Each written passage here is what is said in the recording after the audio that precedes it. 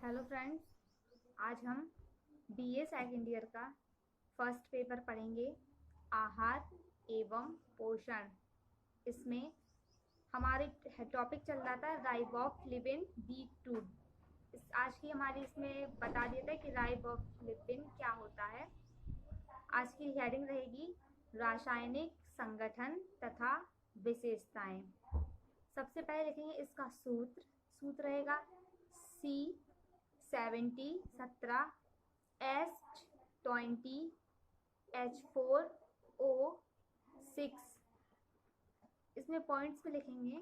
First point में आएगा पानी से साधारण रूप से घुलनशील। सेकंड पॉइंट अम्लीय माध्यम में स्थिर रहता है। थर्ड पॉइंट क्षारीय माध्यम से कमरे के तापक्रम पर नष्ट होने लगता है। फोर्थ पॉइंट स्वाद कसैला। फिफ्थ पॉइंट गंध रहित रवेदार होता है। लास्ट 6 पॉइंट में लिखेंगे सूर्य की अल्ट्रावायलेट किरणों से नष्ट हो जाता है, इसलिए भूरे रंग की बोतलों में रखा जाता है। अब हेडिंग डालेंगे इसकी प्राप्ति के साधन। तो यकृत, सूखा खमीर, अंडा, अंकुरित अनाज, दालें, वसा रहित अंडे का पाउडर, दूध का पाउडर, दूध, मांस, मछली, तेल बीज, हरी पत्तेदार सब्जियां, पालिश किया अनाज, कंद, सब्जियां। अब हेडिंग डालेंगे इसके कार्य, इसके क्या कार्य होते हैं। तो इसमें लिखेंगे तंतुओं के ऑक्सीकरण में भाग लेने वाले फ्लोवोप्रोटीन के एंजाइम के रूप में काम करता है।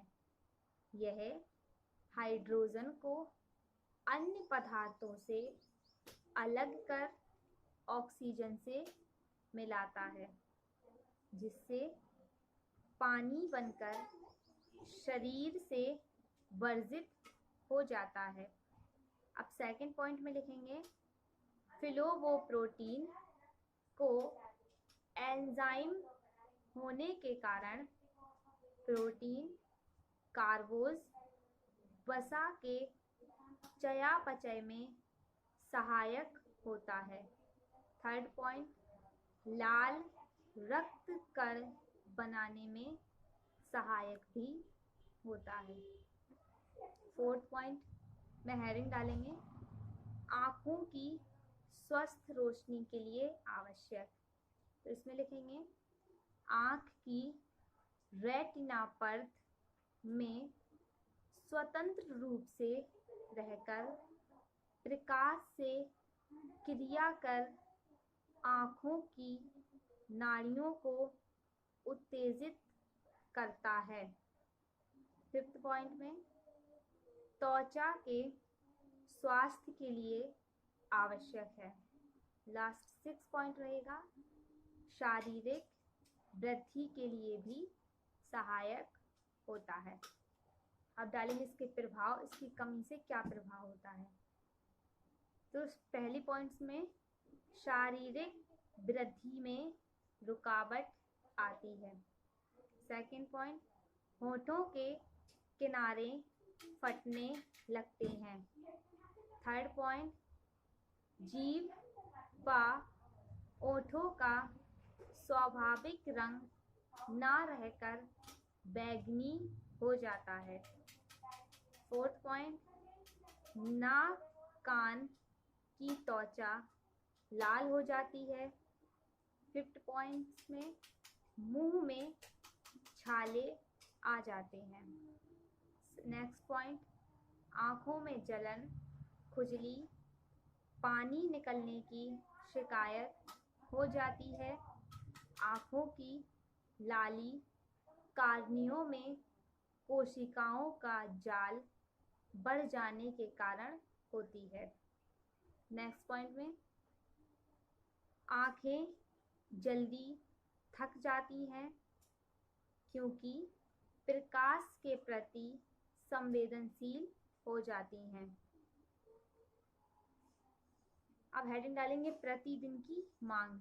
तो विटामिन B2 प्रोटीन, कार्बोज, वसा के चयापचय में सहायक होता है, अतः इसकी आवश्यकता मनुष्य की कैलोरी मांग पर निर्भर करती है।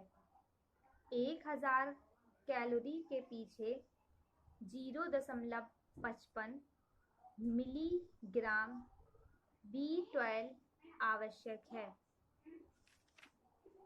अब हेडिंग डालेंगे अभिशोषण। इसमें लिखेंगे B12 का B2 का अभिशोषण छोटी आंत में होता है। फास्फोरस के साथ मिलकर वाहिका, शिरा, पोर्टल वेन रक्त परिवहन में पहुंचकर कोशिका में एंजाइम के रूप में प्रवेश करता है। इसका शरीर में संग्रह नहीं होता है। अब हेडिंग डालेंगे नाइसिन या निकोटिन एसिड। उसमें लिखेंगे 1922 में 1922 में वैज्ञानिक गोल्ड बर्गर ने अपने प्रयोगों से यह सिद्ध किया है कि पेलाग्रा बीमारी का इलाज ईस्ट तथा यकृत भोजन में देकर किया जा सकता है। 1928 में इन्होंने और कई प्रयोग कर यह प्रमाणित किया है कि खमीर को पकाने पर भी पेलाग्रा ठीक करने वाला तत्व नष्ट होता है। 1937 में एल्वेजेम ने यकृत से नाइसिन को सान्द्र रूप में निकाला। इधर इंग्लैंड में फ्रंक ने चावल की भूसी तथा खमीर से नाइसिन को अलग किया। अब पैराग्राफ चेंज करके लिखेंगे 1950 में बार्गर वैज्ञानिक ने 12 कैदियों पर प्रयोग किया और उन्हें भोजन के रूप में सरकंद, मक्के की रोटी, बंद गोभी, चावल, शक्कर, बिस्कुट, बिना दूध के कॉफ़ी 2 हफ्ते तक खिलाया, जिसके कारण इन कैदियों को सिर दर्द, पेट दर्द, कमज़ोरी लक्षण दिखाई देने लगे और 5 माह में उन्हें पेलाग्रा बीमारी हो गई। इटली भाषा में पेलाग्रा का अर्थ होता है खुरदरी त्वचा और बार्गर ने प्रमाणित किया पेलाग्रा निरोधन तत्व विटामिन है। 1926 में खमीर देकर रोग में सुधार पाया गया और इस पेलाग्रा को दूर करने वाले तत्व का नाम नाइसिन रखा। अब पॉइंट्स में लिखेंगे इसकी विशेषताएं। तो ठंडे पानी में कम मात्रा में घुलता है, गर्म पानी में सामान्य रूप से घुलनशील है, रंग सफ़ेद। 4th पॉइंट में स्वाद कसैला। नेक्स्ट 5th पॉइंट में आकार सुई के आकार वाले रवे। 6th पॉइंट अम्ल क्षार में स्थिर रहता है। लास्ट 7th पॉइंट में ताप व प्रकाश का भी प्रभाव नहीं पड़ता है। अब प्राप्ति के साधन में सूखा खमीर, यकृत, मूंगफली, साबुत अनाज, दालें, मांस, मछली, दूध, अंडा तथा हरी सब्जियां। अब रहेगा इसके कार, तो इसको हम नेक्स्ट क्लास में पढ़ेंगे।